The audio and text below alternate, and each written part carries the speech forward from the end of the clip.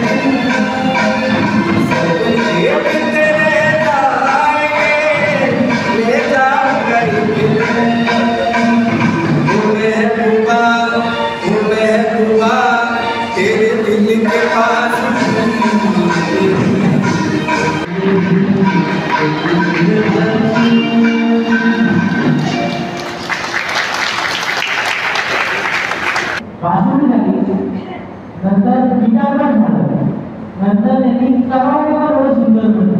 आता म्हणजे त्यांच्याकडे एवढे आले की मला लागायला की मी काहीच नाही केलं एवढं वर्ष. खरं तुम्ही खरं घेता एकदा उत्तर त्याला जोर नका.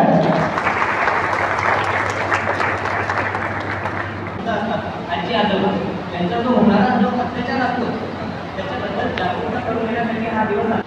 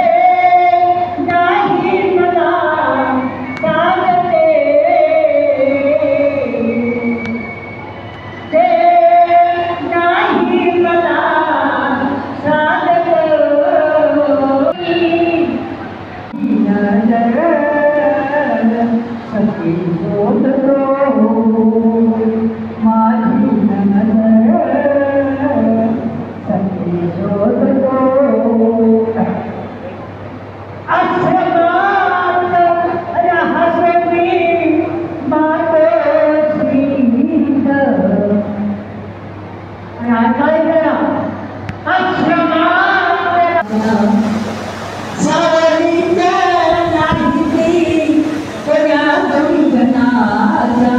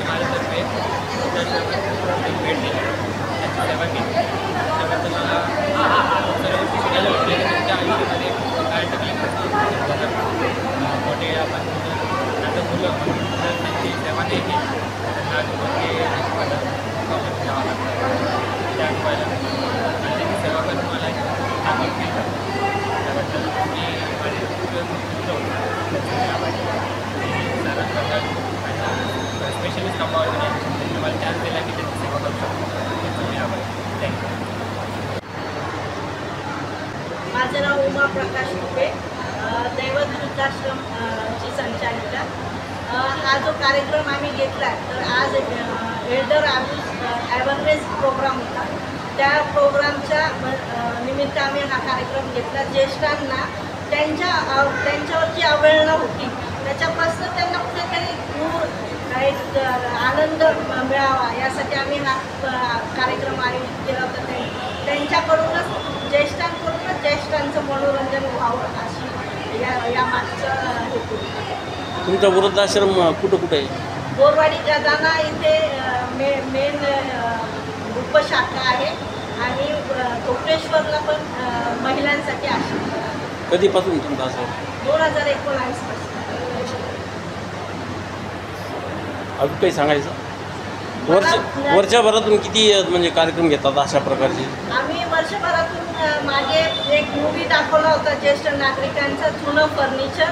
ज्याच्यातून की त्या पिक्चरमध्ये असं म्हणजे काहीतरी घेण्यासारखं होतं किंवा जर का मुलं चुकत आहेत तर आईवडिलांनी कुठं स्टंट व्हायला पाहिजे ते त्याच्यासाठी त्यातून घ्यायचं होतं. म्हणून आम्ही 3 आश्रममधल्या आजी आजोबांना पिक्चर दाखवला होता. आणि हा जो आजचा कार्यक्रम आहे याच्यात की म्हणजे दुःखी कोणी नाही आहे असं कोणीच नाही, सगळेजण दुःखी आहेत. पण त्याच्यात तुम्ही आनंद शोधायचा आहे, तुम्हाला आनंदी ठेवायचं आहे. जर का तुम्ही तुमचा आनंद शोधला तर तुम्ही बेडवर म्हणजे काय म्हणतात एकदम बेड रेस्ट आहे, तुम्हाला असंख्य पेन आहे पण त्याच्यातही तुम्ही तुमचा आनंद शोधू शकता. त्याच्यातही तुम्ही गाणी ऐकू शकता. एक म्हणजे देवाकडे शेवटचं काय म्हणतात मागू शकता. हा कार्यक्रमाचा मूळ उद्देश होता की वयोवृद्ध जे समाजातील अनाथ वृद्धाश्रम आहेत त्यांच्यासाठी काहीतरी करण्याची धडपड होती. काहीतरी वेगळं करावं. आतापर्यंत अनाथ आश्रमाच्या मुलींना घेऊन गेलो होतो वृद्धाश्रमात, पण यावेळेस म्हटलं समाजातील जे सिनियर सिटीजन आहेत त्यांच्यातले कलागुण म्हणजे ते फार हिडन असतात, ते असं एक्सपोज करत नाही. म्हणून म्हटलं त्यांच्यासाठी आपल्या सिनियर सिटीजनासाठी त्यांनी एखाद्या वयोवृद्धासाठी जर कार्यक्रम घेतला तर ते एक वेगळंच कॉम्बिनेशन राहिलं आणि मजा तर खूपच आहे. आणि झालं तसंच 3 वृद्धाश्रम आले आणि त्यांनी आज जो कार्यक्रम एन्जॉय केला आणि आपले कलाकार पण सगळे उत्कृष्ट होते. हा कार्यक्रम अति छान झाला आणि हा कार्यक्रम आम्ही तिघांना मिळण्यापेक्षा पूर्ण समाजातील मित्र आत्तेष्ट यांनी सगळ्यांनी सपोर्ट केला, त्याच्यामुळे कार्यक्रम छान झाला. बाकी ह्या सगळ्यांच्या सहकार्यामुळेच हे कार्यक्रम उत्कृष्ट होतात हे तर तुम्ही. एका वर्षात किती कार्यक्रम घेतात तुम्ही असं? आम्ही एका वर्षात 1 ते 2 कार्यक्रम घेतो. हा असा एक युनिक कार्यक्रम जिथं अनाथ आश्रम आणि वृद्धाश्रमांना एक वेगळं काहीतरी वेगळं रूप दाखवावं समाजातील लोकांचं. आणि दुसरं दिवाळीमध्ये आम्ही नवीन कपडे घेतो. 5-7 अनाथ आश्रम आहेत आणि 2 वृद्धाश्रम आहेत, त्यांना आम्ही ग्रॉसरी देतो एका महिन्याची. हे सगळ्यांच्या समाजातील निराळे आहेत, मित्रमैत्रिणी, रिलेटिव्स, आत्मिष्ट, सहकारी यांच्या सर्वांच्या सहभागाने होतो. तुम्ही समाजाला काय आवाहन कराल? की त्यांनी स्वतःहून पण इनिशिएटिव्ह घेऊन काहीतरी करावं. एक जातोय तर असं नाही त्याला सपोर्ट करावा. तुमच्या काही आयडिया आहेत, तुम्हाला वाटतं काही करावं तर तुम्ही पण येऊन कार्यक्रम वाढवावे. लोक जसे वाढत आहेत ना तर वाढत राहावे कंटिन्युअसली. 1-2 करत आहेत म्हणून नाही तर 100-200 हात जोडले जावे आणि खूप मोठ्या प्रमाणात हे कार्य चालत राहावं. आज तुम्हाला कोणी म्हणजे मदत केली? आज समाजातील भरपूर लोकांनी मदत केली. म्हणजे जसे हे सर आहेत त्यांनी केली, नातेवाईक आहेत, भरपूर जणांनी म्हणजे एकाचं नाव घेत नाही योग्य नाही राहणार. खूप सारे समाजातले गट त्यांनी सगळ्यांनी मित्रांनीच केलेले. सगळं. तुमचं नाव सांगा. मी मंगेश सुरडकर, इथं संभाजीनगरमधला रहिवासी. APN न्यूज सत्य आणि सकारात्मक.